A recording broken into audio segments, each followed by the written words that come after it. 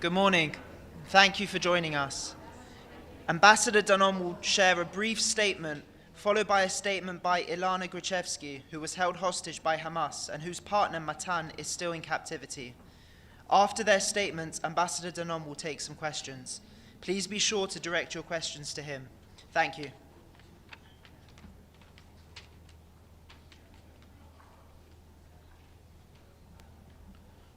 Good morning. It is an honor to stand here with Elana Gachevski. Elana was dragged from her home in Roz with her partner, Matan Sangauker. She survived 55 days in captivity. Matan is still underground.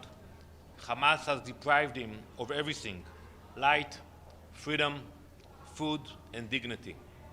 Elana is here today to speak for those who cannot, for the men, women, and children Hamas has beaten, humiliated, and brutalized, for the families torn apart, for our brothers and sisters still trapped in the terror dungeons. Hamas embarked on a campaign of terror. They used rape as their tactic, torture as their method, kidnapping as their strategy. These are unspeakable crimes against Israeli civilians and foreigners, planned and celebrated by Hamas. Elana's words carry the truth the world tried to doubt. Today, there is no excuse. The report on sexual violence in armed conflict has confirmed what we have always known. Hamas used sexual violence as a weapon of war. The time for hesitation and denial is over. So our message is very simple. Blacklist Hamas now, designate them as the terrorist organizations they are, believe survivors, protect the living, prevent the next atrocity. We are paying a heavy price in our fight against these monsters. I am sure today the Council will discuss the false allegations of famine in Gaza. I will counter that defamation, but we will never forget our unshakable goals: to eliminate Hamas, to bring Matan home, to bring them all home. Thank you. I would like to invite Elana to share a few words.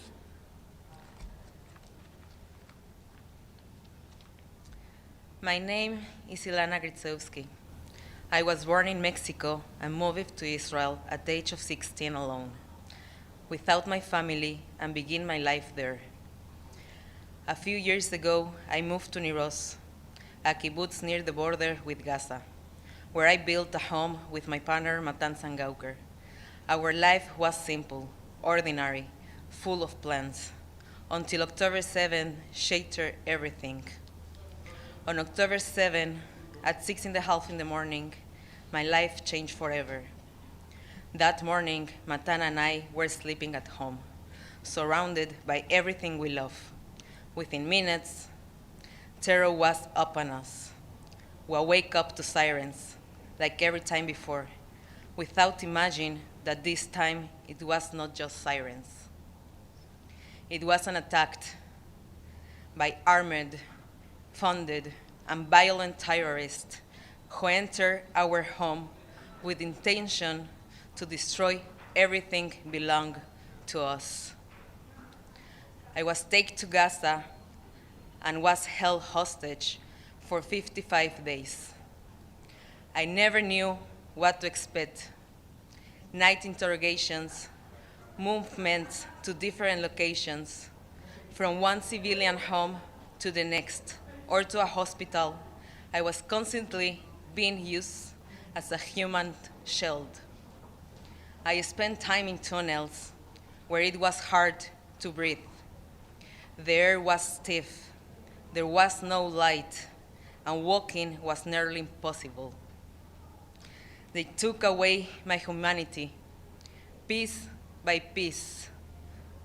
Each time they moved me, telling me I was going to my way home. They were ready to keep us alive, only to explode us even more. I spent entire days starving and hungry. Every little thing I ate couldn't keep it down. I feel that I don't have not strength left to fight. I did not know if it was day or night, if I was going to survive or die.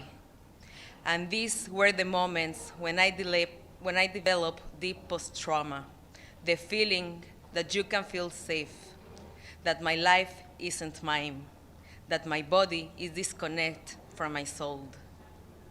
In order for me to heal, in order for all the released hostages to heal, only when all the hostages are home will we be able to begin healing what was being broken.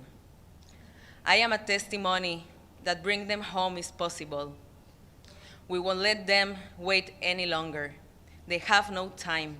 We must continue all the efforts to get them back with a deal. People in Israel want this war to end. I'm here not just for myself, but for every woman and man didn't make it home, for every voice which was ignored, for the 50 hostages still in Gaza, for their families. Matan, stay strong. Don't lose hope.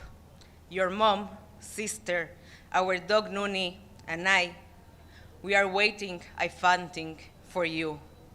Thank you.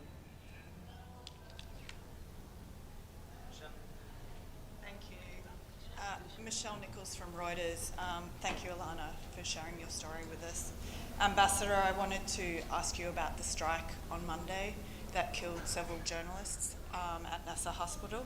The Israeli military said that Reuters and AP journalists weren't the intended target, but Reuters is regularly broadcast from there. So what went wrong? Who were the intended targets? Did Israel find them? What more information can you give us? Well, first, we regret the loss of life of any journalist or non-combatant. You know, we fight Hamas. That's our goal, to eliminate Hamas.